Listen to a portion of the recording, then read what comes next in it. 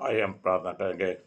प्रभु जी, हम आपके वचन पर ध्यान करना चाहते हैं, हमसे थोड़ी बात करें और हम ये कह सकें प्रभु यीशु मसीह ने हमसे बातें करें। आज का वचन तेरी तरफ से हो, हमारी अगुवाई करें, यीशु का नाम मांगते हैं, आमीन। आज हम पढ़ेंगे आपके सामने भजन उत्पत्ति की पुस्तक, उसका 17वां अध्याय, उसकी पहली और दूसरी आयत को हम पढ़ेंगे। और प्रभु का वचन इस तरह से कहता है, जब इब्राहिम 99 वर्ष का हो गया तब यहोवा ने उसको दर्शन देके कहा, मैं सर्वशक्तिमान ईश्वर हूँ, मेरी उपस्थिति में चल और सिद्ध होता जा। मैं तेरे साथ वाचा बांधूंगा और तेरे वंश को अत्यंत बढ़ाऊंगा। परमेश्वर अपने वचन के पढ़े और सुने जाने पर आशीष दे। हम यहाँ पर देखते हैं मेरे प्यारे भाइयों बहनों ने, इब्राहिम 99 साल का हो गया है और प्रभु इब्राहिम से कहता है कि इब्राहिम कि मैं सर्वशक्तिमान ईश्वर हूँ। प्रभु अपने बारे में बता रहा है कि मैं एक सर्वशक्तिमान परमेश्वर, जिस प्रभु ने कहा मार्ग और सच्चाई और जीवन मैं हूँ। आज प्रभु सच में सर्वशक्तिमान परमेश्वर है, जिसने अंधों को आंखें दी, लंगड़ों को चलाया, मुर्दों को जीवित किया। वो अपनी परिभाषा दे रहा है, अपने बारे में बता रहा है, मैं वही परमेश्वर जो इस धरती पे आया हूँ। इब्राहिम में बहुत, जिस धरती को मैंने बनाया है, मैं वो सर्वशक्तिमान परमेश्वर, मैंने इंसान को बनाया है। मैंने तेरी पसली से इब्राहिम नूह के आदम की पसली से मैंने हवा को बनाया है। मैंने सब कुछ, सर्वशक्तिमान परमेश्वर हूँ। आज हम समझे, अब परमेश्वर इब्राहिम से कह रहा है, मैं सर्वशक्तिमान परमेश्वर हूँ, इब्राहिम तू मेरी उपस्थिति में चल। मेन बात आज परमेश्वर आपसे मुझसे कह रहा है, क्या मैं और आप परमेश्वर की उपस्थिति में चल रहे हैं या नहीं? परमेश्वर पूछ रहा है। जिस प्रभु ने ये कहा, मैं अंत तक तुम्हारे साथ हूँ, अंत तक मैं तुम्हें धोखा ना दूंगा, ना त्यागूंगा, ना छोड़ूंगा। प्रभु इब्राहिम के साथ साथ चलता रहा। काश प्रभु आप प्रभु की उपस्थिति में चलें, मैं और आप प्रभु की उपस्थिति में चलें, ताकि प्रभु की उपस्थिति का आनंद लें। मेरे प्यारे भाइयों बहनों, प्रभु यीशु मसीह ने मत्ती की इंजील उसके 28वें अध्याय को हम पढ़े, लास्ट की आयत को, प्रभु कहते हैं, मैं अंत तक तुम्हारे साथ रहूंगा, मैं तुम्हारे साथ चलूंगा। परख कर देखो यहोवा कैसा परमेश्वर है, कितना बड़ा परमेश्वर है मेरे प्यारे भाइयों बहनों।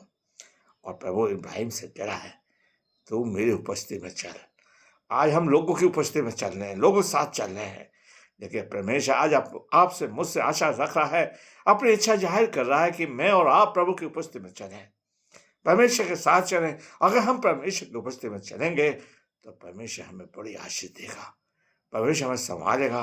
और परमेश्वर कह रहा है इब्राहिम से, इब्राहिम 99 साल का हो गया है और प्रभु कह रहा है, मैं सर्वशक्तिमान परमेश्वर हूँ, तू मेरी उपस्थिति में चल। मैं तुझसे एक वाचा बांधूंगा, मैं तुझसे एक वंश बढ़ाऊंगा, तुझे बहुत बड़ा वंश बढ़ाऊंगा। कितनी बड़ी बात प्रभु कह रहा है। प्रभु की उपस्थिति में चलने से प्रभु आपके हर कार्य को, मेरे हर कार्य को सफल बनाएगा, हर परेशानी से मुझे दूर रखेगा, बीमारी से दूर रखेगा, संकट से दूर रखेगा। अगर बीमारी भी आती है तो प्रभु से आपको मुक्त करेगा।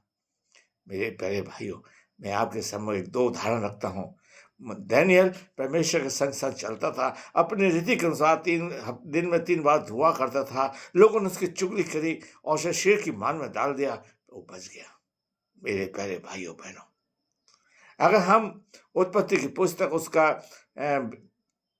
42वां अध्याय पढ़े, वहां लिखा है, धोखा कहता है, जानता है कि यीशु के साथ परमेश्वर रहता है।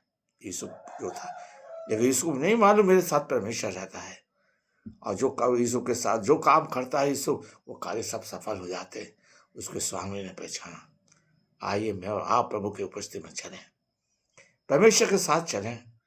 प्रभु आपके मेरे सारे दुखों को दूर करेगा। और प्रभु कह रहा है, हे इब्राहिम तू मेरी उपस्थिति में चल और सिद्ध हो।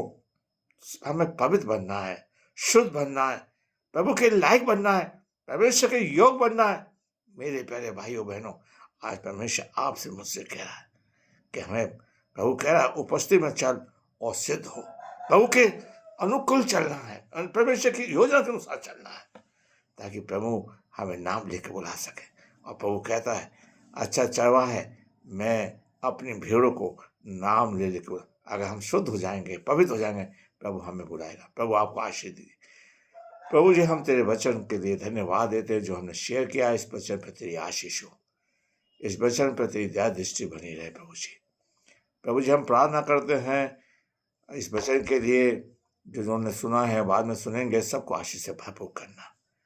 प्रभु जी, हम प्रार्थना करते हैं कलीसिया के अंदर जो लोग सुनेंगे, उनके घरों में बीमारी परेशानी है, पिताजी तो उनके दुख को दूर कर, तेरी उपस्थिति में चले, उनके बीच में तू पाया जाए, उनके कार्य सफल करें और प्रधान आशीष से भरपूर करें। ये सुख न मांगते हैं, आमीन। मेरी आपसे रिक्वेस्ट, इस वचन को शेयर करिए, सब्सक्राइब करिए और अपने दोस्तों को भेजें, ताकि वो प्रभु का वचन सुन सकें।